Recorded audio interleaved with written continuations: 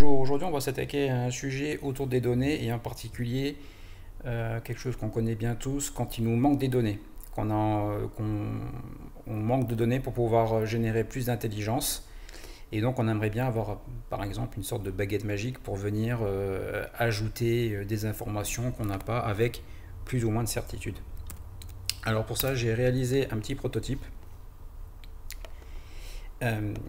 qui va dont le but va être de demander à de l'intelligence artificielle de deviner le genre d'après un prénom. Donc pour cela, je vais m'appuyer sur OpenAI, qui est en fait, on va dire, pour faire simple, le back-end de ChatGPT. Donc tout le monde connaît cette interface, ou presque. Donc je vais me loguer et je vais lui dire quel est le genre du prénom, par exemple mon prénom, homme ou femme.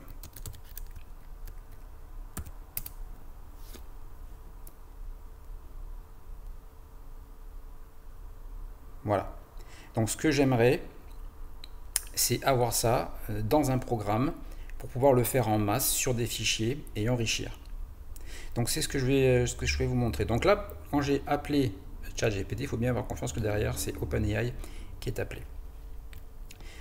Donc, on va s'attaquer au sujet. Donc voilà, le but c'est de prédire le genre. On donne en entrée un prénom. En sortie, on récupère le genre et on va le comparer à de la donnée qui est déjà existante. Donc la donnée déjà existante,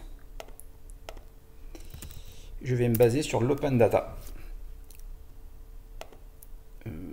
C'est super pratique, les jeux sont publics et la qualité est assurée. Donc là, je vais prendre ce jeu-là. Donc vous voyez, on a le top 10 des prénoms à Nouméa depuis 1860. Et on voit qu'on a le prénom et le genre. Donc imaginons dans un jeu de données quelconque d'entreprise où on n'a pas le genre, ou une autre information, mais là on va se concentrer sur cet exemple-là, puisqu'on a la réponse à l'avance. Et on va voir qu'est-ce que l'intelligence artificielle peut faire, avec quelle qualité. Donc je vais vous commenter un petit peu le code qui est fait, et qui est accessible publiquement.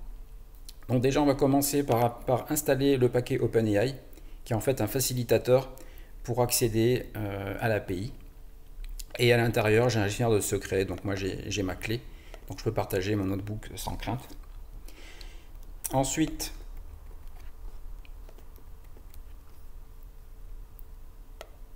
je vais créer une fonction. Alors c'est là que c'est un petit peu rigolo, c'est qu'en fait on va développer un prompt. Donc je vais utiliser ce modèle-là. Donc il faut savoir qu'il y a plein de modèles pour faire plein de choses avec plus ou moins de coûts. Donc voilà, moi c'est celui-là que j'ai utilisé. Voilà. Donc j'ai choisi celui-là parce que il peut faire n'importe quel genre de tâche autour du langage avec de la bonne qualité. Voilà, donc j'ai fait ce choix-là. Après c'est un tuning à chercher. Ensuite, je prépare mon prompt, c'est-à-dire que je vais lui donner un ordre. Je vais lui dire, voilà, maintenant tu vas te comporter comme ça. Donc là, qu'est-ce que je lui ai donné comme ordre? Je lui ai dit que il va extraire le genre d'un prénom. S'il pense que c'est un homme, alors il va répondre masculin. Et s'il pense que c'est une femme, il va répondre féminin. Et sinon, il va répondre qu'il n'a pas réussi à deviner. Voilà. Ensuite, dans la fonction, j'extrais la donnée et je la réponds. Donc ça, c'est la fonction en fait qui va s'occuper de faire les appels à OpenAI pour moi, derrière. Donc là, on voit les logs de l'install. Et ensuite, je fais un premier test où j'appelle unitairement mon API. Donc mon prénom, moi, c'est Adrien. Je vais lui demander de deviner mon genre. Donc là, on voit que déjà dans le code, si on n'a pas vu ce qu'il y a au-dessus, on ne peut pas imaginer ce qui se passe. Donc là, quand même, c'est assez transparent, c'est vachement pratique. Et ensuite, je vais loguer la sortie. Donc ensuite, je vais lui faire un test, savoir si la réponse, c'est bien masculin. Donc là, le test passe. Donc on est pas mal. Ensuite, ce qu'on va faire, c'est que je vais télécharger les données qui sont sur l'Open Data. Donc pour faire ça, là je l'ai fait avec du code. Mais derrière, qu'est-ce qui se passe? Voilà, c'est qu'en fait je viens ici et avec du code, je viens prendre le CSV. Donc là c'est ce que je fais avec la commande. Hein. Et ensuite, donc je renomme le fichier en prénom.csv. Et là, je vais le charger dans un data frame. Donc c'est ce que je fais ici. Et ensuite, ce que je vais faire, c'est que je vais rajouter des colonnes à mon dataset. Donc la colonne guest, qui va me donner la réponse de l'intelligence artificielle. Et ensuite, une colonne plutôt booléenne qui va me dire past ou pas. Donc past, ça veut dire, est-ce que le prénom deviné est égal vraiment au prénom qu'on connaît à l'avance, c'est-à-dire le prénom genre. Donc, une fois qu'on a fait ça, donc on voit déjà que le data frame il est pas mal. En fait, c'est une version du top 10. C'est une version du top 10, mais avec des colonnes supplémentaires. Donc moi, ce que je voulais, c'était avoir le guest juste à côté de genre pour que visuellement ce soit plus facile et qu'ensuite on ait la colonne past. Donc vous voyez, je les ai insérés ici. Ensuite, on va passer aux choses sérieuses. Donc on regarde la structure du fichier. Et ensuite, on passe au boulot. Donc c'est-à-dire que je vais regarder toutes les lignes. Et sur chaque ligne, je vais mettre à jour la colonne guest par le calcul deviné par l'intelligence artificielle sur le prénom. Et si c'est pareil, alors je dis que le test est passé avec succès, donc true. Et puis sinon faux. Qu'est-ce qu'on remarque ici, c'est qu'également j'ai mis un petit temps de latence. Alors ça j'étais obligé de le faire puisque c'est sur un forfait gratuit. Donc on est limité à un certain nombre d'appels par seconde et sur certaines durées. Donc là, vu que j'ai voulu faire brasser large et prendre tous les prénoms en mode brutal entre guillemets, j'ai dû être un petit peu plus souple sur l'intensité des requêtes. Si on est en mode industriel, il n'y a pas de souci, on peut appeler sans avoir à attendre. Donc c'est pour ça que là je ne vais pas vous le faire en live, parce que sinon je vais perdre tout le processing que j'ai effectué. Donc là on arrive aux choses vraiment, on arrive au résultat. Donc on voit que le prénom ici, c'est féminin, lui il a deviné féminin, et que le test est passé avec succès. Il s'est trompé sur Charlie. Alors c'est vrai que Charlie il est un peu spécial comme prénom, on va pouvoir vérifier. Mais là donc il a échoué au test. Si je vais sur ChatGPT, quel est le genre du prénom Charlie?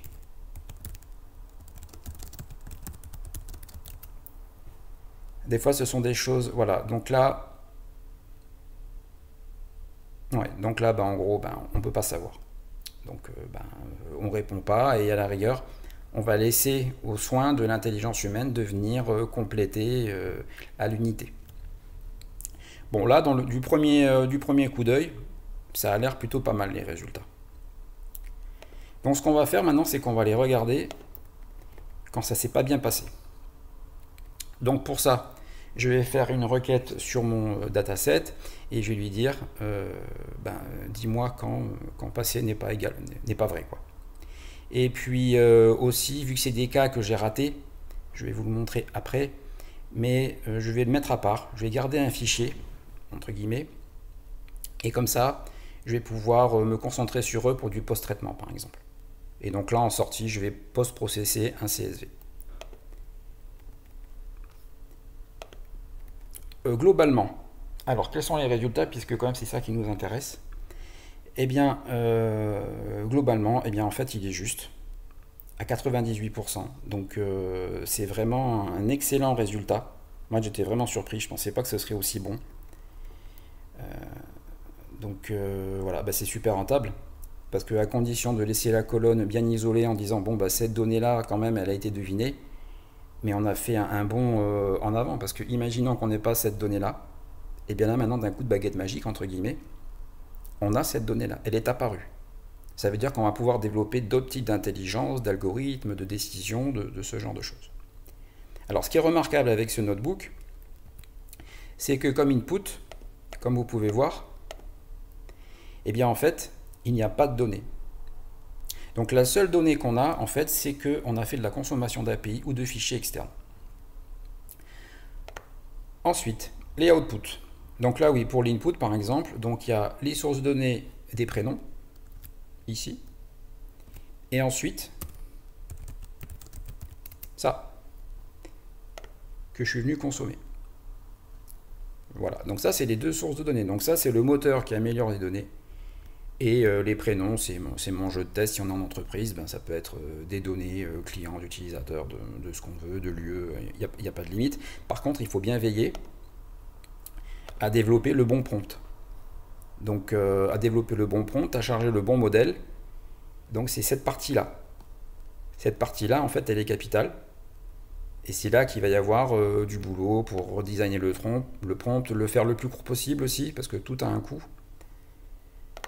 En sortie. Donc en sortie, on a la version complète. Donc le CSV All, c'est en fait le jeu d'origine, plus la colonne, vous voyez, à côté, où j'ai enrichi.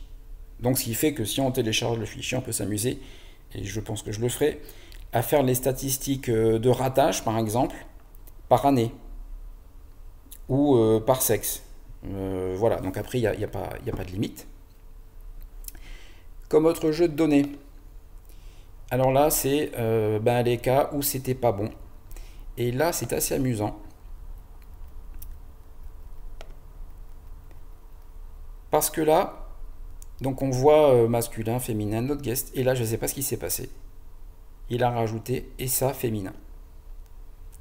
Donc ça, c'est à creuser. Bon, en tout cas, il n'a pas respecté strictement. Donc celui-là, il est classé comme false, hein, puisque c'est pas pareil. Mais c'est assez amusant. Je ne sais pas d'où ça sort. Voilà.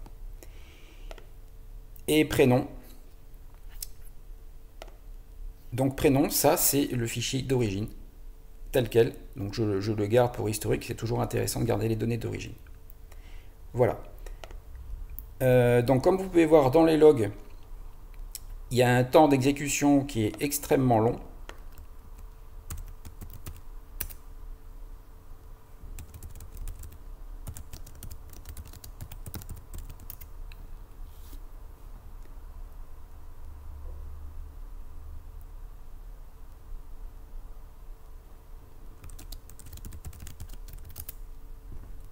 On va voir combien de temps ça prend. Donc là, à peu près, grosso modo, hein, c'est 3 heures de processing, parce qu'il a fallu attendre 3 secondes entre chaque appel à OpenAI. Donc voilà, 180 minutes, 3 heures.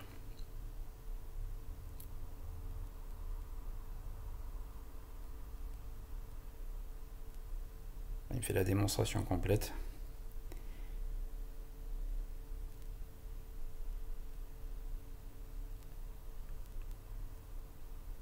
Voilà.